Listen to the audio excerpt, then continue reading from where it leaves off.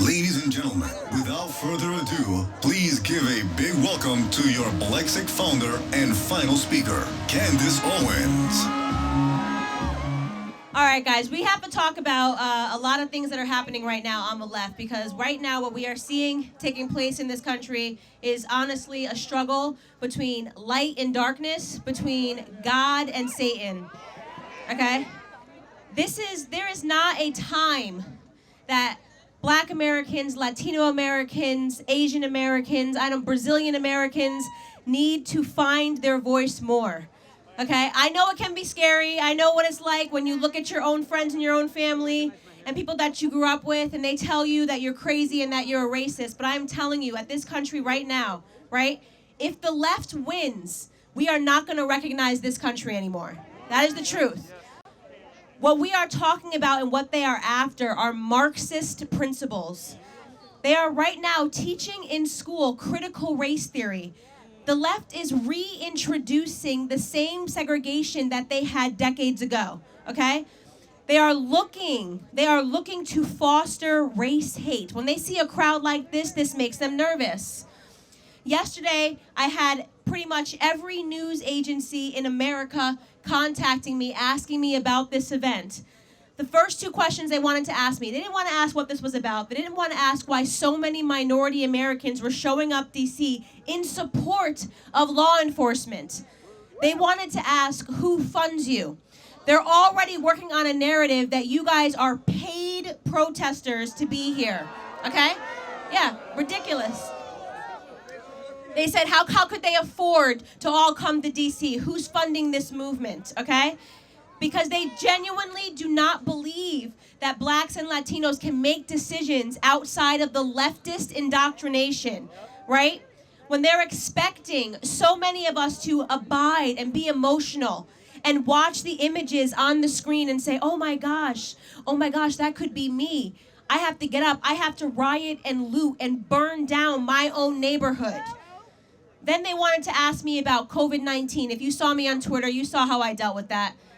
We are not, if you see any press asking you a question about COVID-19, you can tell them to shut their mouths, okay? We're not those kind of minorities that are so stupid that we're going to play a part in your narrative that you are trying to attack this president and pretend that he is responsible for a pandemic, right? We demand a more honest conversation about what is happening in inner city communities. In places like New York City, where shootings are up over 200% from this time last year because they are actively defunding parts of the police officers. They actually said, oh, here's what we need to do. We want community development. I don't want community organization. I want the police, right? You can call your community collaboration community center when there's an issue. If someone breaks into my home, I want somebody that is armed and on the side of the law, okay? If I'm facing an emergency and I'm facing an issue, I want to be able to call police officers. I don't want to call community organizers or take a new look at it. I was disgusted when I was watching these debates of our country. You know, we don't endorse explicitly any candidate at BLEXIT, but I will say that watching these debates, are you guys watching them? Make some noise if you're watching these debates. It would seem to me they only care about two things, right? COVID-19, right? Because 200,000 Americans have been killed by COVID-19. Where was that energy when hundreds of Black Americans and Hispanic Americans die every single weekend in inner cities? You want me to be afraid of COVID-19? You want these people who in one day can watch 60 people shot in their neighborhood on the south side of Chicago, right? And you don't ask any questions about that. They say you're not allowed to talk about Black on Black crime, right? You're not allowed to talk about it. It's racist to have that conversation. They want to talk about a pandemic, but they don't want to talk about the issues that are going on in our communities. They want us to be afraid of police officers.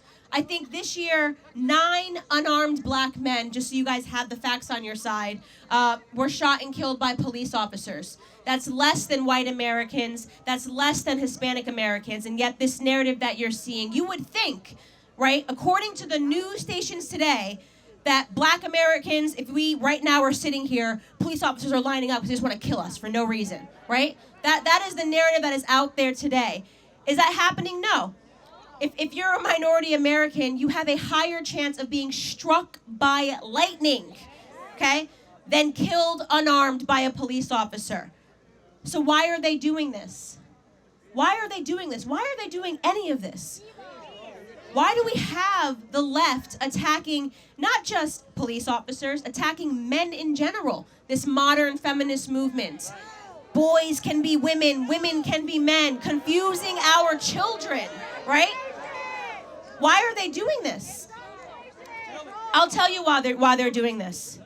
What all of this is about, what all of this Marxism is about, and you're right, it is evil. If you read Karl Marx, you know that he was an avowed racist. But he understood something very, very simple.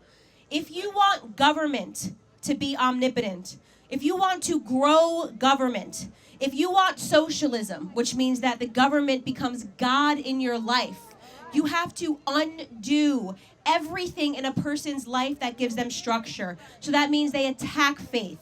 They mock Christians. They mock people who pray.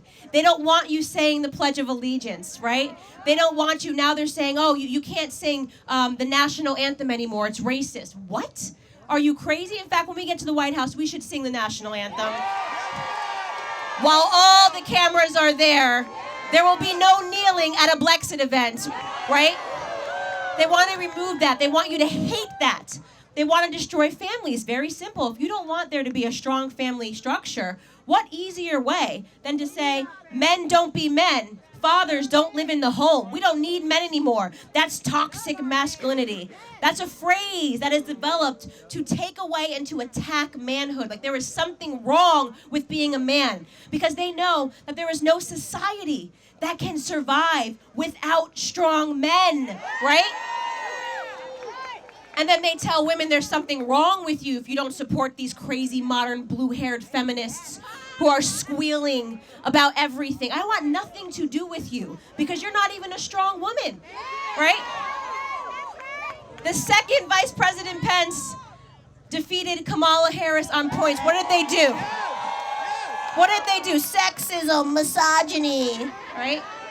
That's weakness. That's weakness. We need strong women and we need strong men, but most importantly, we need strong families.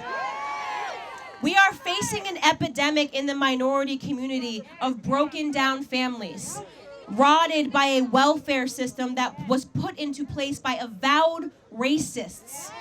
A welfare system that knocked on the doors of homes, of minority homes, and said, we are the government, we're here to help. The government is never here to help, right?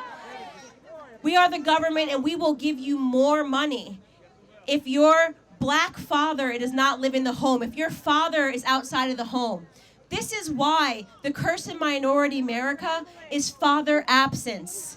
It is kids growing up. It's the baby mama culture. It's the WAP culture. Let me tell you something. I'm not trying to be cool to hang out with these rappers. That culture has destroyed our communities, okay? Talking about empowerment as a woman, because you take your clothes off, you feel empowered. If you have to take your clothes off to be heard, you are not empowered, you are enslaved, okay? We see this every day, and they will tell you, "Oh, well, you don't understand black culture. You don't understand Latino culture. You don't understand." I'm not trying to understand this. I don't want to read a book on how you've confused enslavement with empowerment. Stop pretending, by the way, that what we see today in America amongst these athletes, amongst these singers, amongst these stars is what culture always was to the minority community. When I grew up in my grandparents' house, we were listening to the Temptations, okay? Men that were wearing suits, dancing a little bit like this, singing about family. Diana Ross, the Jackson 5. These people were not singing about putting their bodies out. They weren't dressing in the way that we are told that women have to dress, and they commanded respect. They cared about family values.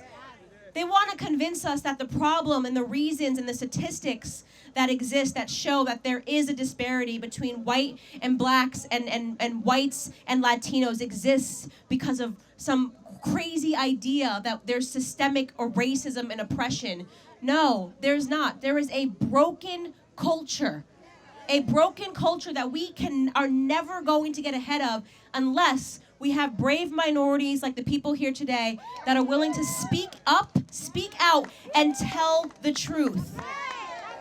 We are now the problem. We have to fix it. We don't need to look externally. We know how to get ahead in this country. This is the freest country in the entire world, right? You have to work hard. You have to stay out of trouble. You have to make good decisions. You have to keep your family. Don't have children out of wedlock if you can. That increases your chances of not living a life of poverty, right?